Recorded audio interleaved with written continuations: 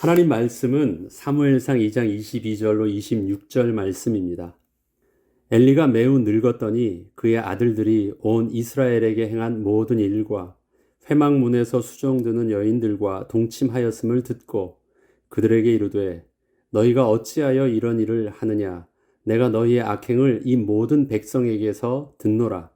내 아들들아 그리하지 말라. 내게 들리는 소문이 좋지 아니하니라. 너희가 여호와의 백성으로 범죄하게 하는도다. 사람이 사람에게 범죄하면 하나님이 심판하시려니와 만일 사람이 여호와께 범죄하면 누가 그를 위하여 간구하겠느냐 하되 그들이 자기 아버지의 말을 듣지 아니하였으니 이는 여호와께서 그들을 죽이기로 뜻하셨음이더라. 아이 사무엘이 점점 자라매 여호와와 사람들에게 은총을 더욱 받더라. 아멘. 사무엘은 사사들이 통치하던 시대의 마지막 사사였습니다. 성경은 사사 시대를 사사기 21장 25절 마지막 절입니다. 그때 이스라엘에 왕이 없었으므로 사람이 각기 자기의 소견에 옳은 대로 행하였더라 라고 기록하고 있습니다. 이렇게 간단 명료한 설명 속에서는 왕이 없었다. 그리고 자기 마음대로 행하였다라는 것이 핵심입니다. 이러한 이스라엘의 하나님께서는 새롭게 하나님의 말씀이 다시 올바로 세워지며 하나님의 주권이 선포되어지는 하나님의 나라를 다시 세우길 계획하셨습니다. 그 시작을 선지자 사무엘을 세우사 하나님의 말씀이 온전히 선포되어지게 하신 것입니다. 선지자란 하나님의 말씀을 계시로 받아 백성들에게 하나님의 말씀을 선포하는 자를 말합니다. 하나님께서는 사무엘을 이런 하나님의 선지자로 세우셨습니다. 그것은 하나님께서 당신의 권위를 사무엘에게 하나님의 말씀을 통하여 주셨다는 것입니다. 하나님의 말씀은 하나님의 다스리심을 말합니다. 하나님을 배반하고 불순종하였던 이스라엘에 하나님께서 다시 하나님이 다스리시는 나라로 회복을 시작하신 것입니다. 어린 사무엘은 젖을 떼자마자 바로 여호와의 집에 와서 양육을 받고 성장하였습니다. 상식적으로 생각해 보면 거룩한 여호와의 집에서 여호와의 말씀을 배우며 경건에 이르는 훈련을 가장 높은 위치에 있는 영적 지도자인 대제사장과 제사장들로부터 받게 되었으니 얼마나 멋지게 하나님의 사람으로 성장할 수 있을까 하며 생각할 수 있겠지만 현실은 그와 정반대였습니다.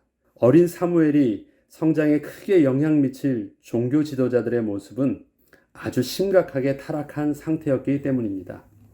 사무엘상 2장 12절로 17절을 보면 엘리의 아들들은 행실이 나빠 여호와를 알지 못하더라. 이 소년들의 죄가 여호와 앞에서 심히 크면 그들의 여호와의 제사를 멸시함이었더라. 또 오늘 본문에는 엘리가 매우 늙었더니 그의 아들들이 온 이스라엘에게 행한 모든 일과 회막문에서 수종드는 여인들과 동침하였음을 들었다. 이렇게 성적으로 감히 성전에서 그렇게 타락한 모습을 보여주고 있습니다. 그런데 영적으로나 육신적으로 아무런 권위를 드러낼 수 없던 무능력한 엘리 대제사장과 아주 극도로 타락한 두 아들 제사장 밑에서 저들을 수종들고 저들의 행실을 보면서 자란 사무엘이 저들과는 너무도 대조적인 모습으로 성장해 있음을 볼 수 있습니다. 어떻게 이것이 가능했을까요? 어린 사무엘이 성전에서 여호와를 섬길 당시 이스라엘의 영적 상황은 하나님의 말씀이 들리지 않던 시대였습니다. 아이 사무엘이 엘리 앞에서 여호와를 섬길 때에는 여호와의 말씀이 희귀하여 이상이 흔히 보이지 않았더라라고 사무엘상 3장 1절에는 기록되어 있습니다. 이스라엘의 역사에 하나님의 말씀이 없었다는 것은 하나님의 권위가 상실되었다는 것을 말합니다. 말은 누구나 할 수 있습니다.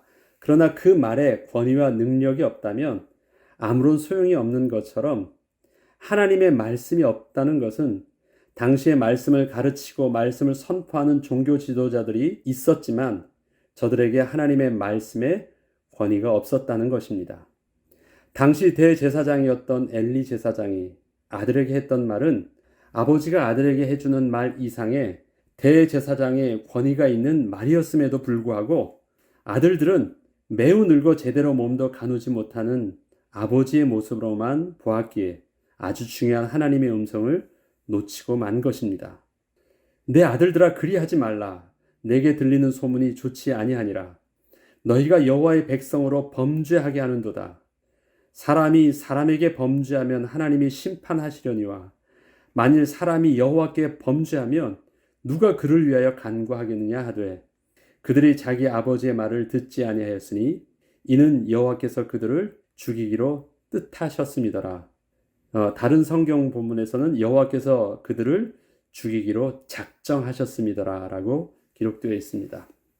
아들들은 늙은 아버지의 말이 아닌 거룩하신 하나님의 음성을 듣고 그 말씀의 권위 앞에 순종해야만 했습니다. 그러나 그 마음에 하나님 두기를 싫어했던 저들은 하나님의 음성을 전혀 듣지 못했습니다. 그리고 저들은 불순종에 의한 하나님의 진노를 결국 피할 수 없게 되었습니다. 그러나 사무엘은 저들과 반대로 하나님의 은혜를 받았다고 성경은 증거하고 있습니다. 사무엘상 2장 26절에서 보면 아이 사무엘이 점점 자라매 여호와와 사람에게 은총을 더욱 받더라 라고 기록되어 있습니다. 사무엘의 성장의 모습은 건강한 육신으로 자라남과 동시에 하나님과 사람들에게 더욱 은혜를 받고 있으므로 기록하고 있습니다.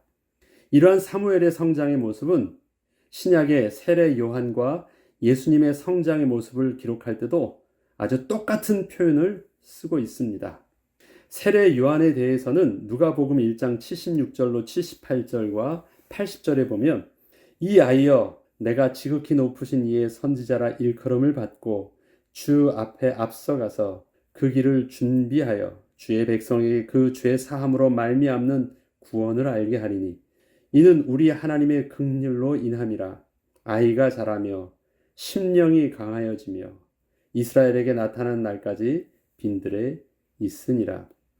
예수님에 대해서는 누가복음 2장 40절에 아기가 자라며 강하여지고 지혜가 충만하며 하나님의 은혜가 그의 위에 있더라. 또한 누가복음 2장 52절에는 예수는 지혜와 키가 자라가며 하나님과 사람에게 더욱 사랑스러워 가시더니라고 기록되어 있습니다. 이렇듯 사무엘과 세례 요한 그리고 예수님에 대한 성장의 모습을 보면 공통적으로 하나님의 주도적인 은혜로 성장했음을 알 수 있습니다. 그리고 그 은혜로 성장하는 모습에는 하나님의 은혜로 말미암아 육신의 성장과 인격적인 성장 그리고 사회적 성장이 함께 조화롭게 이루어지는 모습으로 드러나고 있습니다. 이러한 성장은 하나님의 주권적 은혜를 알지 못하면 인간의 어떠한 논리로도 설명할 수 없습니다. 그렇다면 어떻게 우리가 하나님의 말씀을 나의 생명의 말씀으로 믿고 순종할 수 있었을까요? 어떻게 우리가 말씀이 육신이 되어 오신 예수 그리스도를 나의 구주로 영접할 수 있었을까요? 당시에 말씀이 있었어도 전할 수도 없고 들려지지도 않던 그 시대에 어떻게 하나님의 말씀을 말씀의 권위로 전할 수 있었고 어떻게 그 말씀을 말씀의 권위로 또 들을 수도 있었을까요? 한나를 보면 엘리 제사장을 통하여 하나님의 음성을 들었어요. 그런데 아들들은 엘리 제사장을 통하여 아버지의 말로도 듣지도 못했어요. 어떻게 이런 일들이 일어날 수 있었을까요? 이것은 우리를 먼저 택하여 주신 하나님의 불가항력적인 은혜가 아니셨다면 도저히 설명할 수 없는 구원의 신비인 것입니다. 하나님의 일방적인 은혜, 불가항력적이라는 말이 거절할 수 없는, 저항할 수 없는 하나님의 은혜라는 것입니다. 하나님께서 일방적으로 택하시고 구원 주시기로 작정하셨다라는 것입니다. 반대로 엘리 제사장의 두 아들은 뭐라고 표현하고 있습니까? 하나님께서 저들을 죽이기로 작정하셨습니다. 훗날 하나님께서 사무엘을 본격적으로 사용하시기 시작했을 때 사무엘의 모습에는 하나님께서 사무엘의 말이 백성들에게 하나님의 음성으로 들려지게 하셨음을 볼 수 있습니다. 사무엘상 3장 11절에 보면 여호와께서 사무엘에게 이르시되 보라 내가 이스라엘 중에 한 일을 행하리니 그것을 듣는 자마다 두 귀가 울리리라. 또 사무엘상 3장 19절로 21절에 보면 사무엘이 자라매 여호와께서 그와 함께 계셔서 그의 말이 하나도 땅에 떨어지지 않게 하시니 단에서부터 브엘세바에까지 온 이스라엘이 사무엘은 여호와의 선지자로 세우심을 입은 줄을 알았더라. 여호와께서 실로에서 다시 나타나시되 여호와께서 실로에서 여호와의 말씀으로 사무엘에게 자기를 나타내시니라. 권위는 어디에 있었습니까? 하나님의 말씀이 말씀대로 성취되어지는 것을 통해서 그 권위가 세워졌습니다. 여호와 하나님께서 다시 나타나셨는데 그 나타나심을 본문은 뭐라고 말하고 있습니까? 말씀으로 다시 나타나셨다라고 하십니다.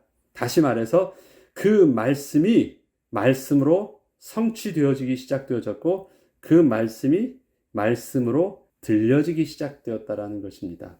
우리 이런 말 하죠. 그 말이 그 말이었구나. 다 들었는데 어느 날 갑자기 그 말이 내게 의미화 되어지면서 들려진 것이에요. 근데 우리는 그 정도가 아닙니다. 그 말이 내게 의미화 되어진 것이 아니라 그 말이 내게 하나님의 음성으로 들려지고 실질적으로 하나님의 실존으로 하나님의 임재하심을 우리가 보게 된 것입니다. 이렇듯 구원은 전혀 소망이 없던 인간에게 하나님의 일방적인 은혜로 말미암아 얻게 된 하나님의 축복의 선물입니다. 저와 여러분이 구원을 얻은 것이나 또 사무엘이 하나님의 택하심을 받아서 선지자가 된 것이나 동일하게 구원 얻은 은혜의 비밀이 그 안에 담겨 있다는 것입니다. 죄인된 인간의 모습은 하나님의 주권을 거부하고 하나님의 말씀의 권위에 도전하며 스스로 왕이 되어 자기가 원하는 대로 사는 것입니다. 앞서 말씀드렸듯이 사사시대의 모습인 것입니다. 그러나 하나님을 떠나 스스로 자기가 왕이 되면 행복할 줄 알았는데 저들이 알지 못하고 있던 치명적 실수는 하나님을 떠난 것이 자기가 왕 되는 것이 아니라 그것은 본질상 진노의 자녀가 되는 것이요 죄의 종으로 바뀌었다는 것을 전혀 알지 못한 것이었습니다. 하나님께서는 하나님의 말씀이 없어 자기 스스로가 왕이 되어 범죄하고 타락하여 더 이상 소망이 없어 망해가고 있던 당신의 백성들을 위해서 저들에게 일방적인 구원의 은혜를 베푸셨습니다. 하나님의 말씀을 다시 들려주신 것입니다. 말씀이 희미해진 시대마다 하나님께서는 인간적인 어떠한 조건과 상관없이 하나님께서 택하신 하나님의 사람들을 통하여 하나님의 말씀의 권위가 다시 회복되게 하셨습니다. 그것이 구약의 선지자들을 통해서 계속 하나님의 말씀을 선포하셨던 일들이었고 세례 요한도 마찬가지로 당시 수많은 종교 지도자들이 있었으나 하나님의 말씀이 없던 시대에 세례 요한이 광야에 하나님의 말씀을 선포한 자로 왔음을 또한 성경은 증거하고 있습니다. 요한복음 1장 22절로 23절에 너는 내게 대하여 무엇이라 하느냐 이르되 나는 선지자 이사야 말과 같이 주의 길을 곧게 하라고 광야에서 외치는 자의 소리로라 하니라. 마지막으로 예수님은 하나님의 말씀이 육신이 되어 오신 분으로 더 이상 구약의 선지자들이나 더 이상 세례 요한과 같이 예언되었던 메시아의 그림자로서가 아니라 실체로 오신 메시아 그리스도이심을 예수님은 증거하고 있습니다. 그러하기에 사도 요한은 요한복음을 통하여 태초에 말씀이 계시니라. 이 말씀이 하나님과 함께 계셨으니 이 말씀은 곧 하나님이시니라. 그동안 하나님께서는 하나님의 말씀을 하나님의 사람을 세우셔서 하나님의 말씀의 권위로 저들을 또 이스라엘 백성들을 통치하여 주셨습니다. 그것은 뭐냐면 저들에게 위임된 직분을 주셔서 하나님께서 다스리신 것입니다. 그리고 하나님의 통치하실 것을 예표로 보여주셨습니다. 그런데 태초의 말씀으로 천지를 창조하신 분, 하나님의 말씀은 이런 것입니다. 우리도 빛이 있으라 말할 수 있어요. 그런데 우리가 빛이 있으라고 하면 빛이 생깁니까?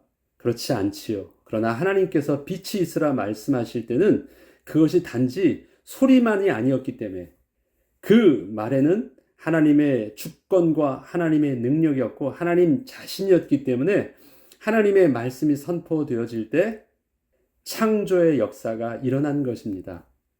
다시 말해서 이 말씀이라는 것은 지금 우리가 하고 있는 그 말과 내용이라는 것과는 다르게 하나님 자신을 말하는 것이에요. 근데 예수님이 바로 그때 하나님과 천지를 창조하셨던 하나님의 말씀이셨다라는 것입니다. 그동안은 이 하나님의 말씀이 하나님의 사람들을 통하여 이렇게 이스라엘 백성들에게 선포되어졌고 다스려 주셨는데 이젠 그 말씀에 권위만 있던 것이 아니라 그 말씀에 실체 되신 하나님께서 친히 이 땅에 약속하신 대로 예수 그리스도로 오셨다라는 것입니다. 말씀이 육신이 되어 우리 가운데 거하심에 우리가 그의 영광을 보니 은혜와 진리가 충만하더라. 그렇죠. 앞서 말씀드렸듯이 어떻게 세례 요한이, 어떻게 사무엘이 그렇게 하나님의 음성을 들을 수 있었고, 어떻게 그들의 말을 통하여 또 백성들의 두 귀가 울리게 하였고, 어떻게 그 말씀이 하나도 땅에 떨어지지 않고 성취되게 되었습니까? 그것은 하나님의 은혜가 아니면 설명할 수 없었던 구원의 신비였던 것처럼 예수 그리스도가 말씀이 육신이 되어서 이 땅에 오셨을 때 그 예수 그리스도의 말씀 안에 우리에게 구원을 얻게 하는 하나님의 은혜가 있었다는 것입니다. 그리고 그 안에 하나님의 구원의 참다운 생명의 진리가 있었다라는 것입니다. 우리에게 예수 그리스도의 말씀이 임함은 드디어 하나님의 나라의 통치가 우리 가운데에서도 이루어졌음을 증거하고 있는 것입니다. 우리가 예수 그리스도를 구주로 영접할 때 우리는 어떻게 고백합니까? 예수님을 나의 구주여 나의 왕으로 모십니다. 내 안에 오셔서 나를 다스려 주시옵소서. 우린 그렇게 예수 그리스도를 영접합니다. 그러하기에 우리 가운데 하나님의 나라가, 하나님의 주권적 통치가 이루어지게 된 것입니다.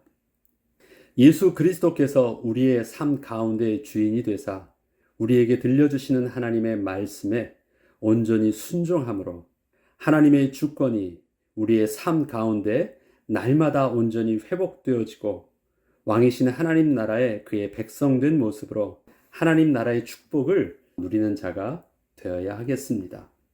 우리에게도 동일한 하나님의 말씀이 이제 그림자가 아닌 실체가 되신 하나님 자신이 우리 가운데 예수의 영으로 성령으로 함께 하십니다. 그러하게 우리는 우리의 모든 영적인 민감성을 어디에 두어야 되냐면 하나님 말씀하여 주시옵소서. 종이 듣기를 원합니다. 하나님 다스려 주시옵소서. 그 하나님의 다스림 속에 내가 원하는 내 소견대로 옳은 대로 행하는 삶이 아니라 하나님의 주권대로 다스리는 삶 속에서 하나님이 계획하시고 하나님이 뜻하셨던 하나님의 나라가 우리 가운데, 우리 가정에, 내가 행하는 모든 일 속에 하나님의 나라가 회복되어진 역사가 이루어지게 하옵소서. 이것이 오늘의 우리의 삶이 될 수 있도록 기도하고 응답받는 저와 여러분 되길 주의 이름으로 축원합니다. 기도하겠습니다. 하나님 아버지 감사를 드립니다. 엘리 제사장과 그 두 아들들은 하나님의 말씀을 전했지만 전하는 자의 하나님의 권위가 임하지 아니하였고 하나님의 말씀을 들었지만 하나님의 음성으로 들을 수 없었기에 저주를 받을 수밖에 없었고 하나님의 은혜로부터 제외된 자가 되었습니다.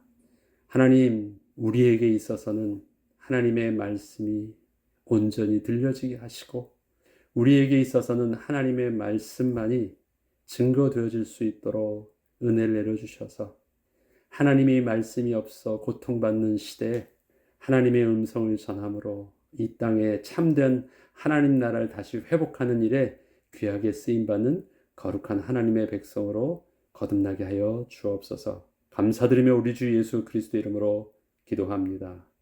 아멘.